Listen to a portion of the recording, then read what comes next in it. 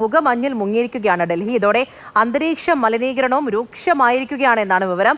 പല സ്ഥലങ്ങളിലും വായു ഗുണനിലവാരം അതീവ മോശമായതായി കേന്ദ്ര മലിനീകരണ ബോർഡ് അറിയിക്കുന്നുണ്ട്. ബി ബാലഗോപാലാണ് ഡൽഹിയിൽ നിന്നും നമ്മളോടൊപ്പം വിവരങ്ങളുമായി ചേരുന്നത്. Balu, good morning. ഇപ്പോൾ നമ്മുടെ നാട്ടിലെയൊക്കെ തന്നെ പല സമയത്തും തണുപ്പിനെ കുറിച്ചൊക്കെ പറയുമ്പോഴത്തേക്കും ഇവിടേക്ക് ഓരോരുത്തരെ ഹാപ്പി ആയിരുന്നു, കാരണം ട്രിപ്പൊക്കെ പോകാൻ നല്ല അന്തരീക്ഷമായിരുന്നു എന്നുള്ളത്. പക്ഷേ ഇപ്പോൾ ബാലുവിന്റെ ഫ്രെയിമിൽ ഈ പുകമഞ്ഞൊക്കെ കാണുമ്പോഴത്തേക്ക് ആകെപ്പാട് ടെൻഷനാണ്.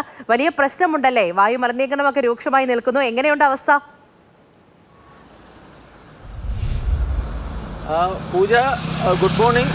പൂജ പറഞ്ഞതുപോലെ തന്നെ ഡൽഹിയിലെ ഈ ഫ്രെയിമൊക്കെ കാണുമ്പോൾ തന്നെ മനസ്സിലാവും ഡൽഹിയിലെ ഇപ്പോഴത്തെ അവസ്ഥ എന്താണെന്ന്. ഏതാണ്ട് 7:30 മണിയോടുകൂടി അടുക്കുകയാണ്. 7:30 മണിയായിട്ട് പോലും സൂര്യനെ നമുക്ക് കാണാൻ വേണ്ടി കഴിയുന്നില്ല.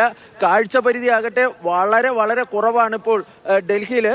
ഏതാണ്ട് ഇന്നലെ രാത്രി 12:30 ഇങ്ങനെ ഒരു വലിയ ഒരു സാഹചര്യമാണ് ഡൽഹിയിൽ ഈ പുകമഞ്ഞ് എത്തുന്നത്. ആ പുകമഞ്ഞിൽ മുങ്ങി ഡൽഹി നിൽക്കുന്ന ഒരു സാഹചര്യമാണ് നമുക്ക് കാണാൻ വേണ്ടി കഴിയുന്നത്. ആശങ്കപ്പെടുത്തുന്ന കാര്യം എന്ന് പറഞ്ഞു കഴിഞ്ഞാൽ ഈ വായു ഗുണനിലവാരം അതീവ മോശമായി മാറിയിരിക്കുന്നു എന്നതാണ്. കാരണം കേന്ദ്ര മലിനീകരണ നിയന്ത്രണ ബോർഡിന്റെ അറിയിപ്പ് പ്രകാരം വായു ഗുണനിലവാരം പല മേഖലകളിലും വളരെ മോശമായ സാഹചര്യത്തിൽ തുടരുന്നു എന്നതാണ് പ്രധാനപ്പെട്ട കാര്യം.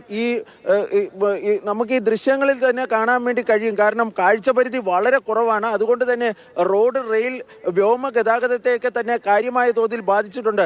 ഞാൻ വ്യക്തിപരമായി എൻ്റെ അനുഭവം തന്നെ പറയാം. കാരണം സാധാരണഗതിയിൽ ഞാൻ താമസിക്കുന്ന സ്ഥലത്ത് നിന്ന് നമ്മുടെ ഓഫീസിലേക്കൊക്കെ രാവിലെ എടുക്കുന്നത് ഒരു 20-25 മിനിറ്റൊക്കെയാണ് എടുക്കാറുള്ളത്. പക്ഷേ ഇന്ന് ഏതാണ്ട് 50 മിനിറ്റോളം എടുക്കേണ്ടി വന്നു. കാരണം റോഡ് ഒട്ടും കാണാൻ വേണ്ടി കഴിയാത്തൊരു സാഹചര്യമായിരുന്നു.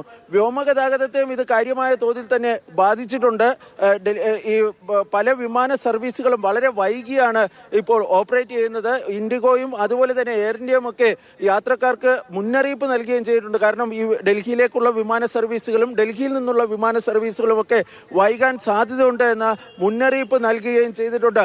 റെയിൽ ഗതാഗതത്തെയും ഇത് ബാധിക്കുകയും ഒക്കെ ചെയ്തിട്ടുണ്ട്. പക്ഷേ ഇത് എത്ര സമയം കൂടി ഇങ്ങനെ ഈ പുകമഞ്ഞിൽ മുങ്ങി ഡൽഹി നിൽക്കുമെന്ന കാര്യം വ്യക്തമല്ല. ഞാൻ നേരത്തെ പറഞ്ഞതുപോലെ തന്നെ 7:30 മണിയാകാൻ വേണ്ടി പോവുകയാണ്. ആ സമയത്തുള്ള ഈ ദൃശ്യങ്ങളാണ് നമ്മളിപ്പോൾ കാണുന്നത്.